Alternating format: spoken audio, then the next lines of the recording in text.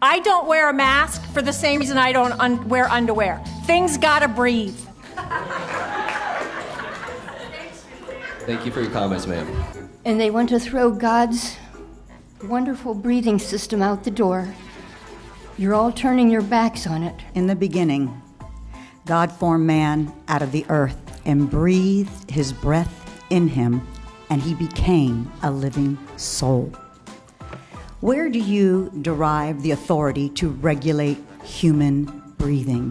What you say is the political dogma that they're trying to shove down our throats on every commercial, in every store, and it's disgusting. Every single one of you that are obeying the devil's laws are going to be arrested. And you, doctor, are going to be arrested for crimes against humanity. Let me ask you all, do you believe you're God? Do you believe you can override God's divine plan for our lives? You're removing our freedoms and stomping on our constitutional rights by these communist dictatorship orders or laws you want to mandate.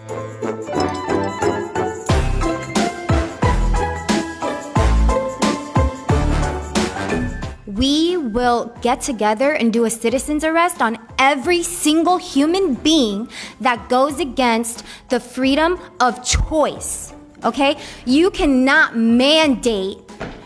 literally cannot mandate somebody to wear a mask knowing that that mask is killing people. It literally is killing people.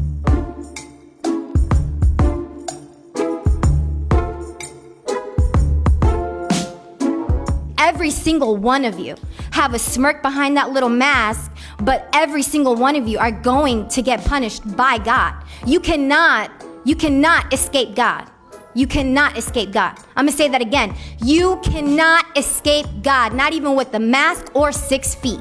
Okay? 6 feet, like I said before, is military protocol. You're trying to get the people to train them so when the cameras, the 5G comes out, what? They're gonna scan everybody. We gotta get scanned. We gotta get temperatured. The kids have to go to school with masks. Are you insane? Are you crazy? I think all of you should be in a psych ward right the heck now. Much of our communication is nonverbal, which includes facial expressions, gestures displayed, and the physical distance between the communicators. How will young children be able to know who the dangerous deviants are, like pedophiles and people in the human sex trafficking? You did not listen to we the people. I would die for that country. I would die for the Constitution. And you know what? You disgrace me. You know why? You did not listen to we the people. You made your decision. I haven't worn a mask yet. I'm not wearing it today. Besides, despite what you guys do up here today, I'm not wearing one tomorrow.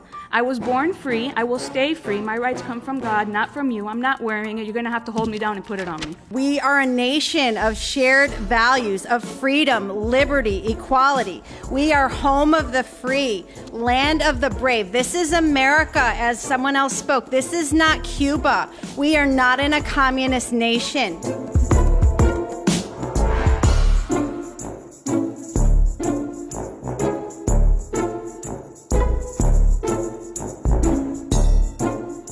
And I say Trump 2020, and I hope every one of you gets voted out who votes for a mask here today. Shame on you for voting for a mask.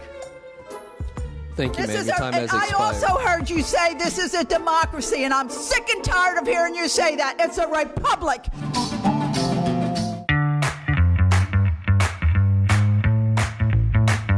The scale of $1 billion is really crazy. So let's say 1 grain of rice is equivalent to 100K, and 10 grains of rice would be then 1 million. Well, how much is 1 billion? So my Saturday night consisted of counting 10,000 grains of rice, one by one, just to show you guys how much $1 billion is. Of course I filmed it, and of course I time-lapsed it, and this is playing at, I don't even know, God knows how fast it's playing at, but... So now I'm proud to present to you the results. That is $1 billion, where each grain of rice is worth 100K. Look how much rice this is, guys. That's crazy. I just bought you like a Lamborghini right here, and I didn't even notice it was gone. Here's a $5 million house in California, and oh look, I still have all this money. Well, a lot of you guys asked me, well, how much does Amazon CEO Jeff Bezos have in terms of rice? So that was my mission, and I went to Costco. I got the rice, I brought it home, and once I brought it home, I went to work. I also want to say that I have 5 families that are going to take this unused rice, so it's totally not wasteful. Okay, so the moment you've been waiting for, 100K, 1 million, 1 billion. Jeff Bezos has 122 of these, or 58 pounds of rice. If each grain of rice was 100K. Like, look how big this is, guys. I'm gonna show you the scale here. I'm gonna put a keyboard in just for fun. Look how deep that goes. That's insane. This is Jeff Bezos' new house that's $145 million in LA. And then, oh my God.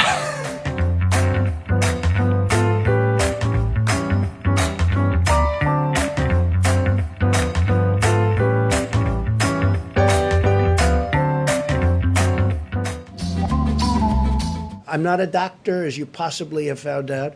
I'm not a doctor, but I'm a person with common sense. I'm not a doctor, but I have common sense. There are promising therapies. And that would be it's called remdesivir.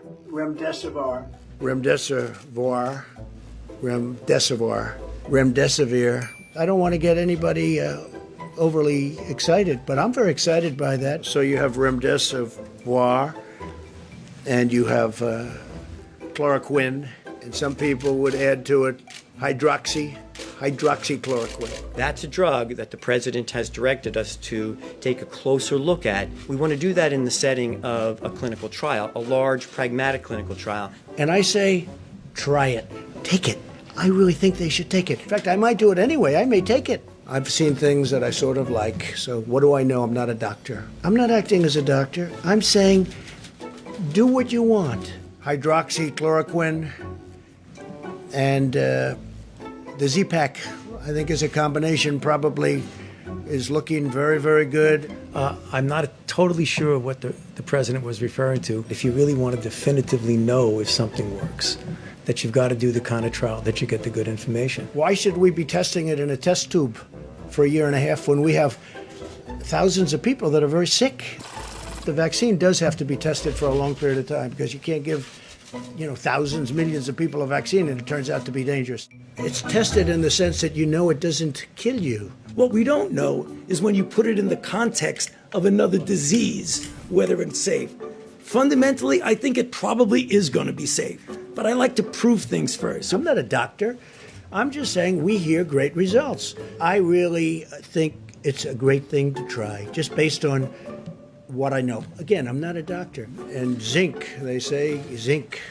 You should add zinc. So you add the zinc. Dr. Fauci said there is no magic drug for coronavirus right now, which you would agree. I disagree. Maybe and maybe not. Maybe there is, maybe there isn't. I feel good about it. That's all it is, just a feeling. I'm a smart guy. I feel good about it. I like this stuff. I really get it. People are surprised that I understand it. When somebody is very sick, they go to a doctor, go to a hospital, they record it, they're very sick, and then they live or they don't live. The people that are sick are going to a doctor or they're going someplace and they're going to say, make me better. Every one of these doctors said, how do you know so much about this? When you look at these hospitals, the amount that they order, you almost say, how could they possibly use so much, whether it's masks or the protective gear? Why aren't they able to use that mask a second, third, fourth time? If you take a solid flu vaccine, you don't think that would have an impact or much of an impact on corona? No. Probably not. There's a study out there that says people that have lupus haven't been catching this virus. No, maybe it's true, maybe it's not. Young people seem to be, you can't say immune to it, but they're certainly, the numbers are very small. We're ordering a lot of supplies. We're ordering a lot of different elements of medical. I think they're going to start the process of giving the drug through mouth. We're going to continue. It's going to disappear. One day it's like a miracle. It will disappear. And from our shores, it could get worse before it gets better. It could maybe go away. We'll see what happens. Nobody really knows. But don't forget the doctors. If it were up to the doctors, they may say, let's keep it shut down. Let's shut down the entire world.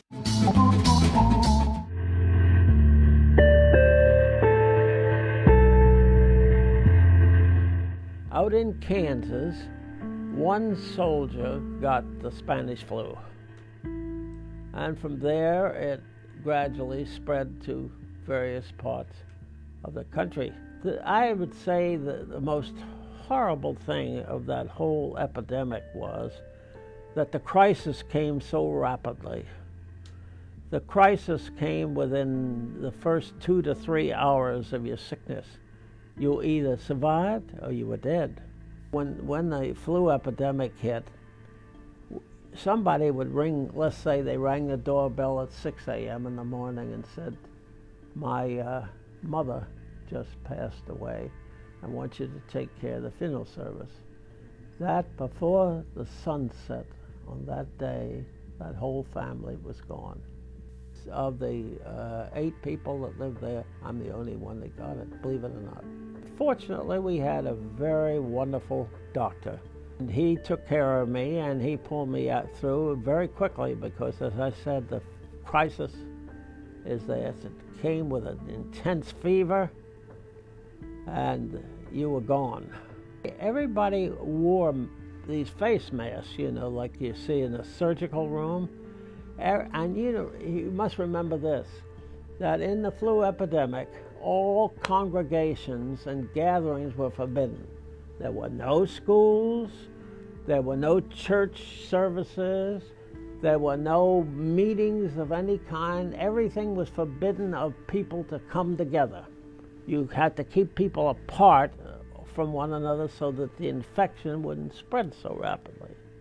The memories were so deep in their mind of those that survived or that didn't get it. They were reticent. I would say to about 1922 or thereabouts, where people were willing again to go back to congregating and to feel at ease in church or in school.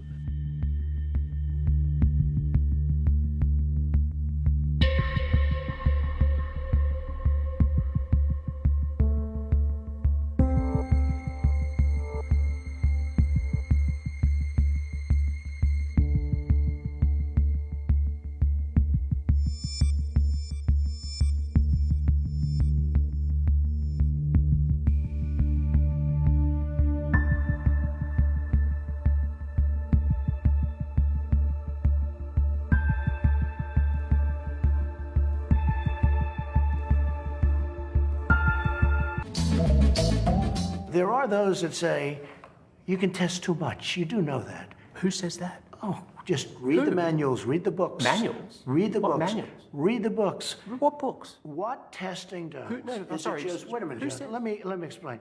What testing does, it shows cases. It shows where there may be cases. I've covered you for a long time. I've gone to your rallies. I've talked to your people. They love you. They listen to you. They listen to every word you say. They hang on your every word. They don't listen to me or the media or Fauci. They think we're fake news. They want to get their advice from you. And so when they hear you say everything's under control, don't worry about wearing masks, I mean, these are people, many of them are older people, What's Mr. your President. definition of control? Yeah. Under the It's giving them a false sense of circumstances right security. now, I think it's under control. I'll tell you what. How? 1,000 Americans are dying a day. They are dying. That's true. And it is what it is. But that doesn't mean we aren't doing everything we can. When I took over, we didn't even have a test. Now, in all fairness, why would you have a test? There was no test. The virus for didn't this. exist. How would you have a Excuse me, I was test? going to say. Okay. Death is going up now. Okay, no, and it's no. 1,000 a day. If you look at death. Yeah, it's okay, going let's up look. again. Let's look. Daily death. Take a look at some of these charts. I'd love to. We're going to look. Let's look. And if you look at death. Yeah. It started to go up Here's again. one. Well, right here, the United States is lowest in numerous categories. We're lower than the world. Lower than We're the lower world? than What does that Europe. In Take a what? look. In what? Take a look. Right here. Here's case death. Oh, you're doing death as a proportion of cases. I'm talking about death as a proportion of population. That's where the US is really bad.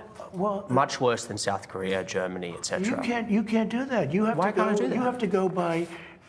You have to go by where. Look, here is the United States. You have to go by the cases. The cases. Why are not dead. as a proportion of when we have population? somebody.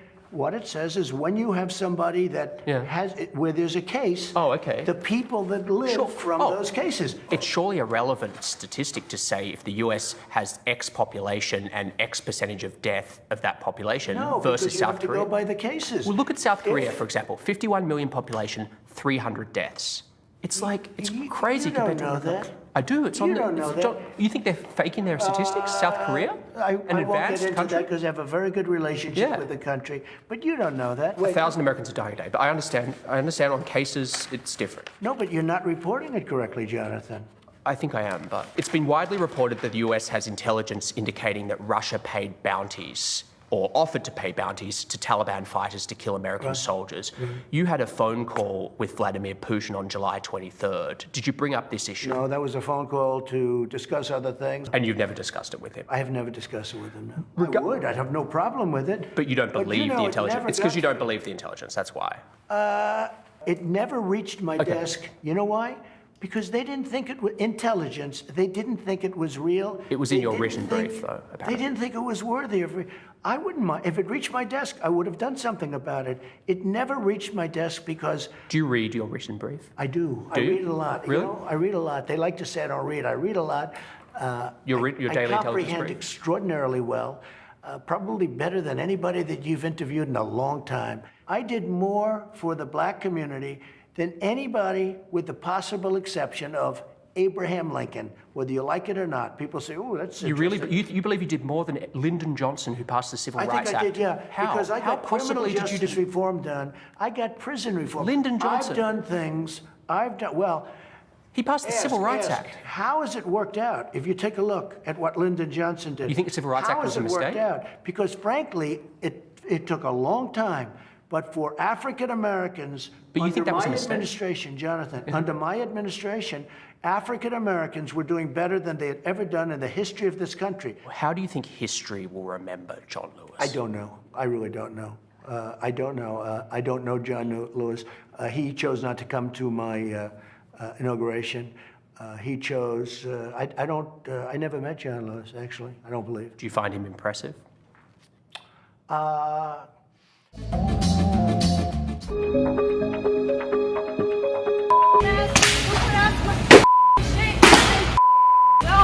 I don't give a about Alice.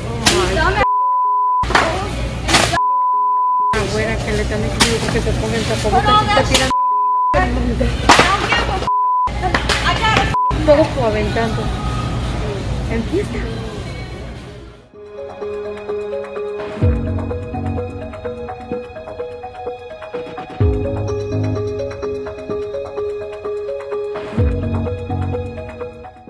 Y'all, Karen is showing out in Trader Joe's. She does not have on a mask, and somebody said, "F you, leave," and she is having it up. Trader Joe's. This is day one. This is opening day of Trader Joe's in North Hollywood. This is Karen. Democratic pigs! All of you! That man harassed me for not wearing a mask. I have a breathing problem. My doctor would not let me wear a mask. So anyone harassing me to wear a mask, you guys are violating federal law. Do you get that? Get that on camera. Ma'am. We got it.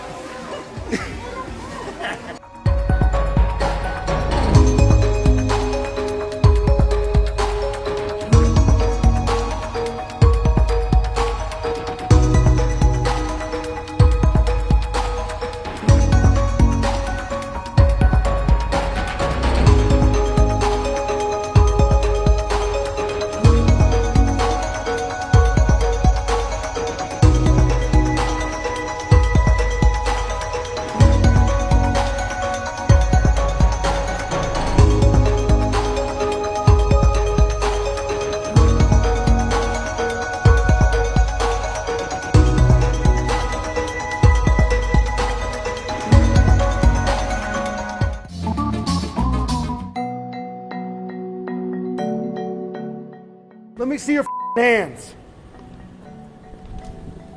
What are you doing? What did you say? To send me a routine to. You're on my 1500 property. block. Leave. Stay in the car. No. Of Galena. You're in my property. You can get off it now. It's your property? I own it. You can get off it now. Okay, can you show me? I don't have to show you anything. Okay, but you first off don't drive up on a police officer that's sitting there like that. You don't swear at me. Okay, well. You don't sit on my property without asking. I didn't know it was your property. Please leave the property now. Okay, well. You're trespassing. There's signs that say trespassing. What? I'm not trespassing on your property. Please leave the property. I got stuff to do. Come on, be on your way. No, I'm gonna figure out whose property this is first. Get off the property. I gotta unload crap. Okay, well, we're gonna figure out whose property this is first. 'Cause I'm You not do your taking your homework. word for it. It's gonna be a hard time getting by your car here. You know you're going in on the wrong way, too. You know you're sitting in my property.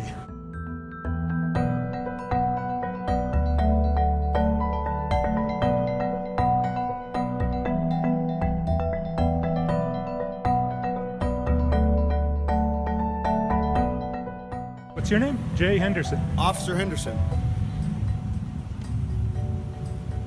So I also clear people off of your property all the time that are trespassing.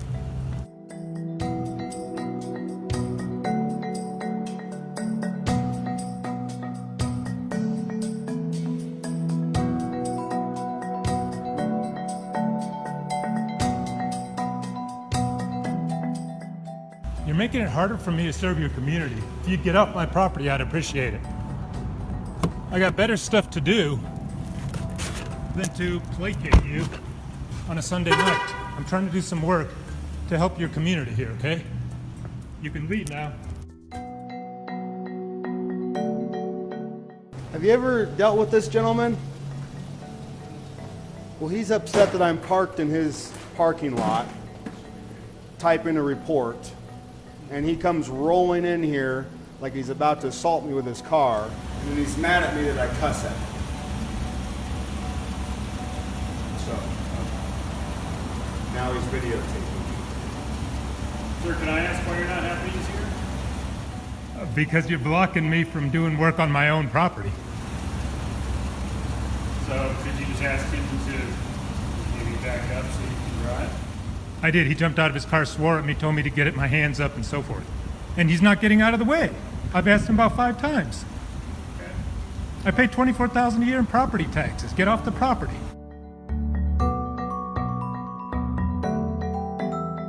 Is there anything else like the police someone? Is there a reason you're sitting on my property blocking me from doing work? Now there's 3 of you. You want to use some of your guns and tasers and shoot me and beat me down? I could very well cite you for careless driving if I wanted to. Go ahead, please do it. You got 2 of your other folks here. I'm going to attempt to drive a little further now. Why don't you sing, Todd? I think he's issuing you a citation.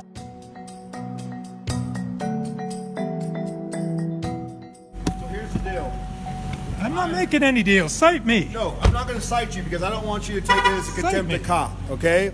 So that's what I'm not going to do. I'm not going to Get cite off you. my property. I pay $120,000 in property tax how across much the you street. pay in property tax. I pay your salary. Get off my property. Thank you for that. I really appreciate it. No, you No don't. problem. No, you I don't Really care who does. appreciate Just be on your way. Okay, so how about this? Every time that there's a homeless person sleeping on your property, I and take come care through- of them. No, I don't want you taking care of them. Hey, I just want to let you know you're doing a really good job of that. City of Aurora's inspection division. You tell them they'll cite me $55 for shoveling the snow. They'll cite me for my trash.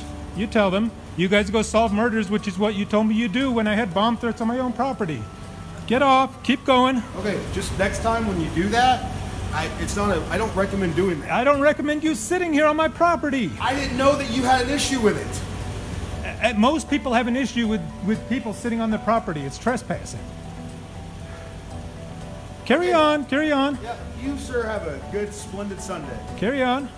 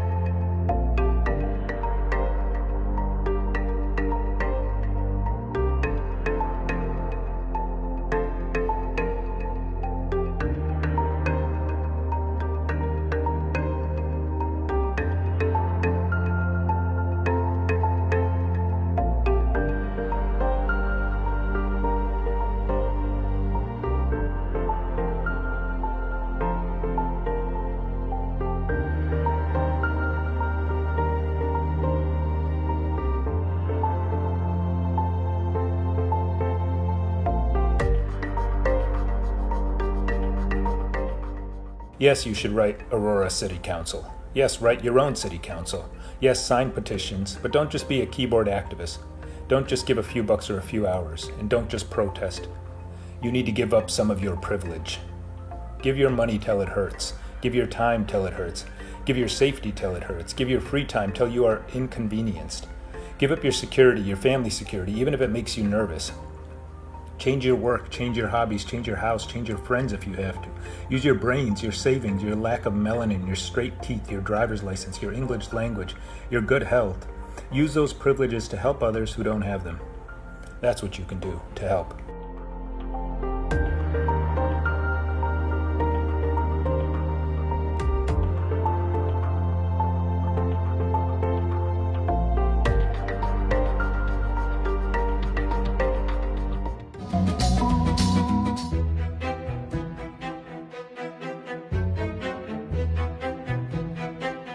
So for those of us who served in the Obama administration and worked on the Ebola response, it was a really enlightening and jarring and frightening experience because I think it helped us to understand just how vulnerable the world remained to a disease that could be a lot scarier than Ebola. Ebola was a very scary disease if you caught it, but the chances of catching it, the chances of it spreading on a global level were very small. So I think a lot of us came away from that thinking, my goodness, we are nowhere near where we need to be for something that would be much more transmissible. And so there was a lot of energy in the last few years of the Obama administration to try and put in place what we could to leave the government in a better place. One was to set up a team at the White House that was solely dedicated to health security preparedness and response. The idea there was having a cell of people at the White House who could pull together all of the different parts of the federal government that had a role in this. And, you think of all those parts. It's Homeland Security for the immigration and border stuff. It's the FAA for the airlines and the air travel. It's, of course, CDC and Health and Human Services. It's USAID for the overseas part. It's a very complex operation, and you need that core of expertise at the White House that know where those capabilities sit and the government knows how to make them work together. Then that new team at the White House pulled together what we called the playbook. That was a document that laid out the different stages of readiness that the federal government would need to go through. Okay, here are the indicators that suggest that you're in the lowest phase of activation. And if you see these indicators, you need to move up to this phase of activation. And here are the key questions you need to ask. Here are the different parts of the government you need to be talking to. One of the things that was identified as an early priority was testing. PPE availability, personal protective equipment, was another priority focus within that document because we knew that was an area of potential weakness. And so that would have to be an early focus if we saw a novel virus overseas. And it was very explicit in the document that something like COVID should set off alarm bells. The document specifically talked about a novel virus, meaning a virus we hadn't seen before, for which we had no medical countermeasures, and which was showing the ability to efficiently spread from human to human. It was very explicit in the document that that sort of scenario needed to trigger great concern and a lot of active preparation. And I think what we saw instead, partly because they ignored that playbook, was that scenario emerged overseas, and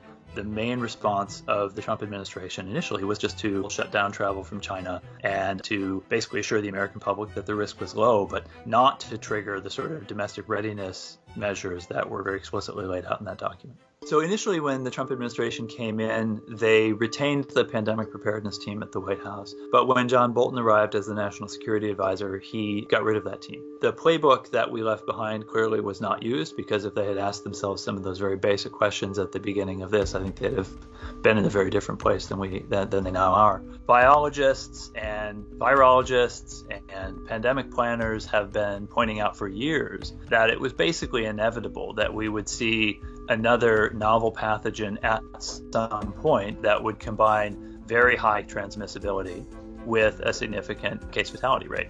To anyone who had worked pandemic preparedness before, it was very clear in late January that we were facing a huge risk in the United States. Watching what was happening in Wuhan, with hospitals being overwhelmed, with the aggressive spread of the virus, there was no reason to look at that and think that we were not equally vulnerable to that here in this country. But we were lucky. We had a head start that China didn't have. We had time to prepare. However, to trigger that preparation, the federal government needed to say very loudly and very forthrightly, but very calmly and professionally, this is a real risk. Hospitals need to be preparing. The public needs to be preparing. You need to be preparing for disruption in your lives. And That wasn't being said. That, in effect, sent a message to hospital executives and to the public and to business leaders that basically this was under control and they didn't need to make any major adjustments. And that was how it was heard. And it was just clearly the wrong message. And part of the reason now we're in such a scramble is because of that poor messaging and that poor risk assessment that we saw throughout the whole month of February from the administration. And I think what is strongly suggested by the reporting of the president's preferences on this is that he didn't want that kind of forward-leaning risk messaging. He was worried that it would spook the stock markets. It's very frustrating for those of us who have worked these issues from inside the government, who know how this works and how it should be done, to then see him try to avoid any responsibility and claim that this was totally unforeseeable, because literally everyone in the public health field has known that this was a real possibility. And anyone who's paid any attention to it, and there are a lot of us, has known how vulnerable we are. So for him to act as though it somehow absolves him that he was unaware this was a possibility, it doesn't absolve him. It just shows how ignorant he was of the risk. We have done an incredible job. We're going to continue. It's going to disappear. One day, it's like a miracle. It will disappear. The lack of a coordinated federal response is really damaging. And I've spent a lot of time in the last few weeks talking to local mayors' offices and governors' offices around the country, and all of them use terms like free-for-all, Wild West. We're all competing with each other. You cannot run a 50-state emergency that way. You cannot run a 50-state emergency in which all 50 states are competing for the same pool of supplies, for the same pool of expertise, where they need policy consistency in how they're applying measures, but they're basically left to their own devices to figure out what those measures should look like. The governor of Florida allowed spring break to go forward and allowed the beaches to stay open, allowed the bars to stay open. And all of those kids came down, partied on the Florida beaches for a few weeks, and then went back to places all over the country. And some of them will have brought back coronavirus with them to those communities. That is a decision by one governor in one state that poses risks to almost every state in the country. So when you don't have consistent policy coherence on how we fight this, coming from the federal level, you leave it to each governor and each locality to be making their own decisions, and they're going to make those decisions differently, and it basically becomes a lowest common denominator effort. The basic reality of why we are in the trouble we are in the United States now is that preparedness is a choice, and poor preparedness is a choice. The decision not to prepare in the face of an obvious threat is no excuse when you then find that that threat is overwhelming you later on.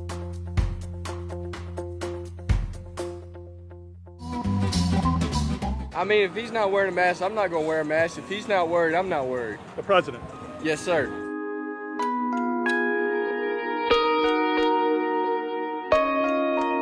I mean, everybody's got to go somehow. You know what I mean?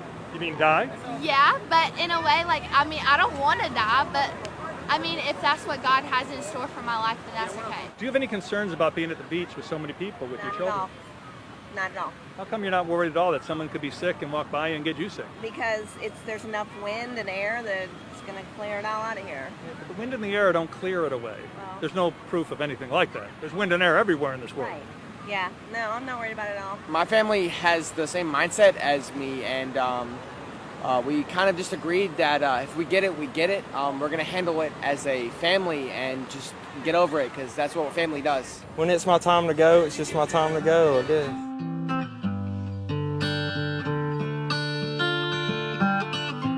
When it comes to coronavirus, medical experts will tell you they're very concerned about the immediate future here in Alabama. On this beach, though, your eyes and ears will tell you something much different. Just like the flu, right? Well, it's not just like the flu. It's I mean, far more contagious. Well, I know, but people far more die deadly. from the flu also. They do die from the flu. So, to me, that's just the way I look at it. Groups are supposed to be 6 feet away from each other. Police work to enforce that. The groups are also ordered to only consist of people who live in the same household. There is no active effort to enforce that. I'm just here just to have fun and meet everybody and just be cool, you know. And then there is the issue of masks. We saw a grand total of 0 being worn on the beach. Do you ever wear a mask? No. My wife and kids do. I don't. How come you don't? I just feel comfortable that I'm going to be okay. But the mask isn't to keep you okay, it's to keep your wife and kids okay. To protect them. I get it. The survival rate is so high, I think... You're not worried about them getting sick because they're going to live? we're all going to get sick for something eventually. I mean, if he's not wearing a mask, I'm not going to wear a mask. If he's not worried, I'm not worried. The president. Yes, sir.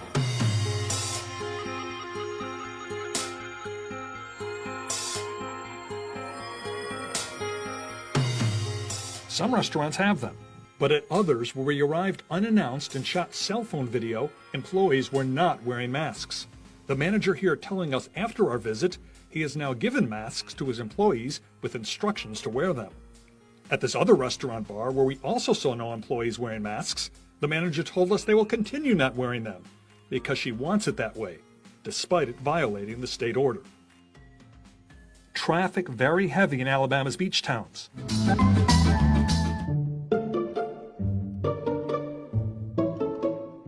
My uncle was a great person. He was at MIT. He taught at MIT for, I think, like a record number of years.